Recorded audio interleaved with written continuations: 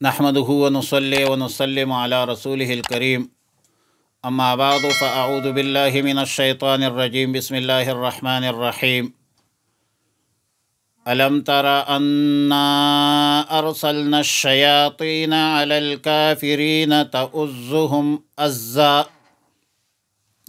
پارہ نمبر 16 سورہ مریم، رکوع نمبر 6، آیت نمبر 83، 84، 85، 86 اور 87۔ علم ترى حمزہ استفہام ہے،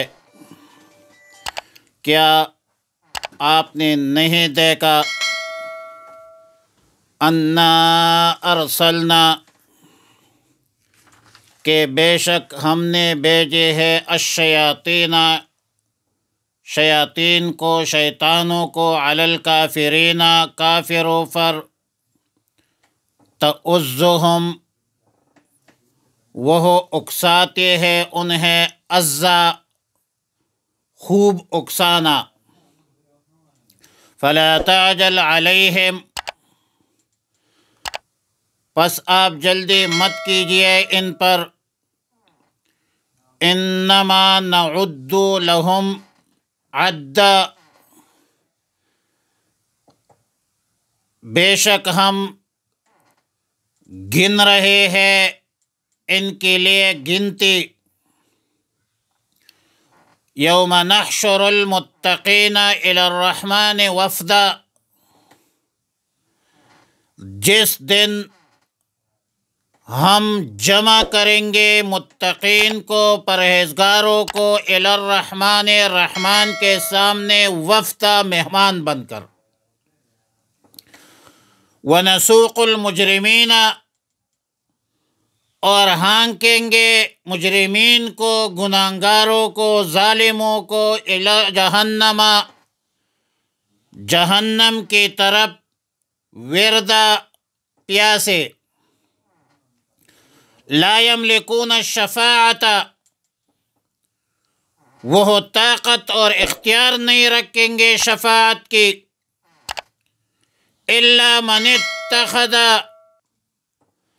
مگر یہ کہ جس نے لیا ہو عند الرحمن، رحمان سے، عہدن، کوئی اقرار یا عہد و پیمان۔ آیات مذکورہ آیات نمبر 83 میں فرمایا، الم تر انا ارسلنا الشیاطین،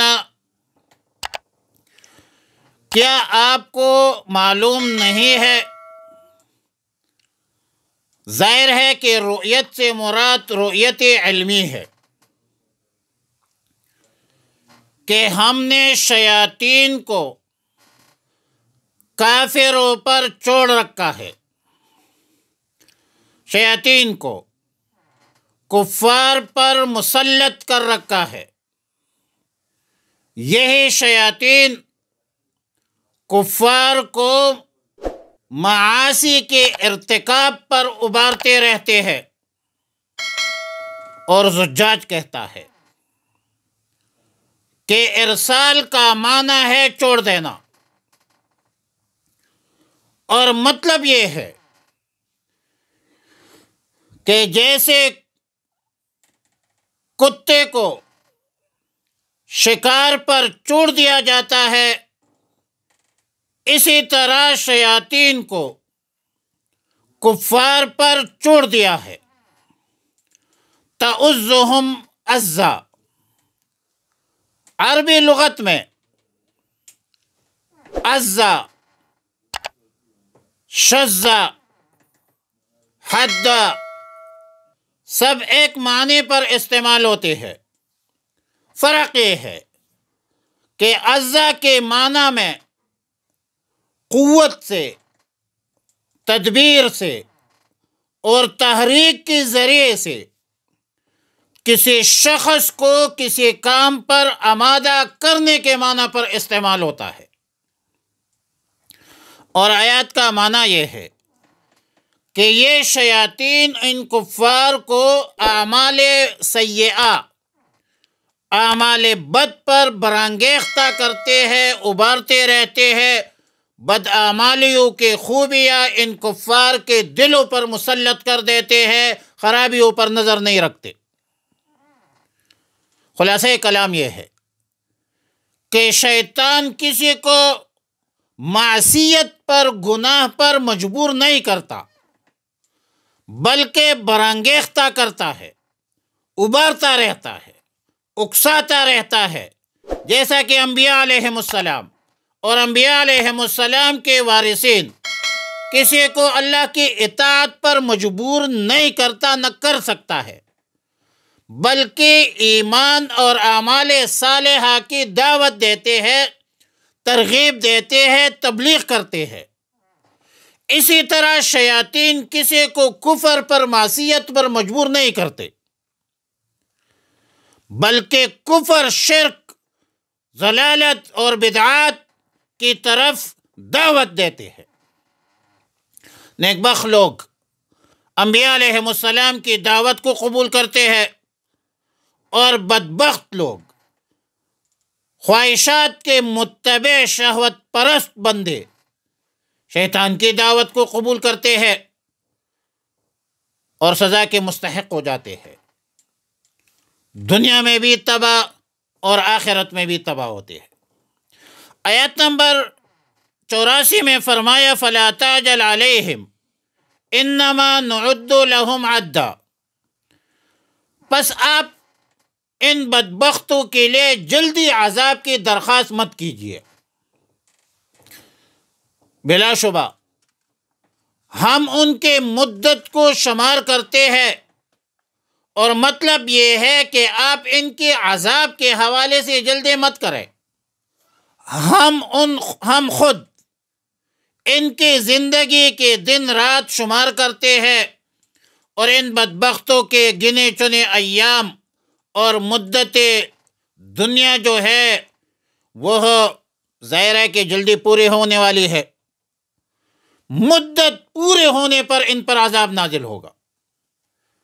اور شاعر کہتا ہے حیاتوں کا انفاس تعد فکلما مضى نفس منك انتقضت به جزاء، یعنی تیری زندگی کے سانس گنے ہوئے ہیں، جب ایک سانس گزرتا ہے تو تیری زندگی کا ایک جز کم ہو جاتا ہے۔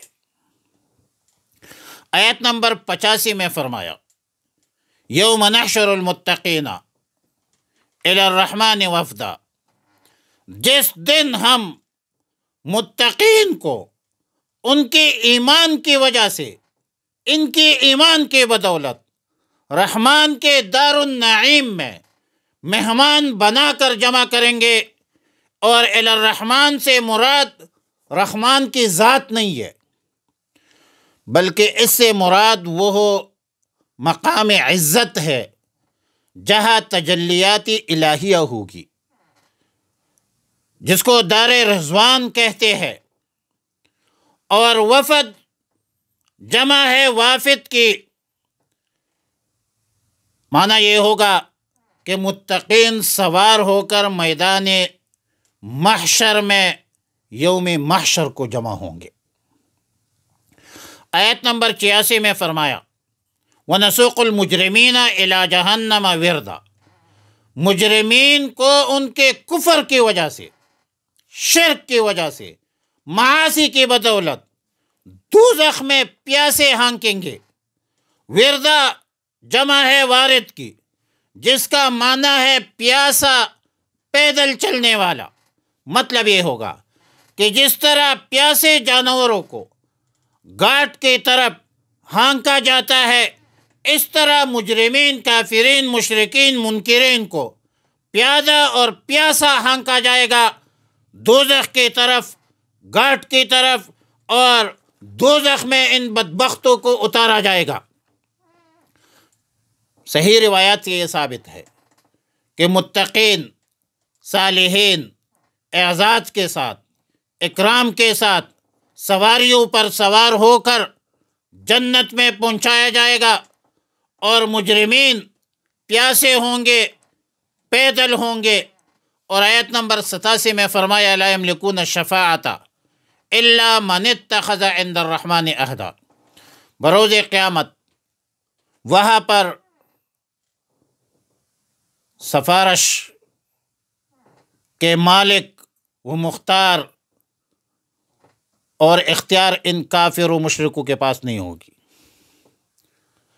وہاں پر الا من اذن لہ الرحمن، جس کو اللہ نے اجازت دی۔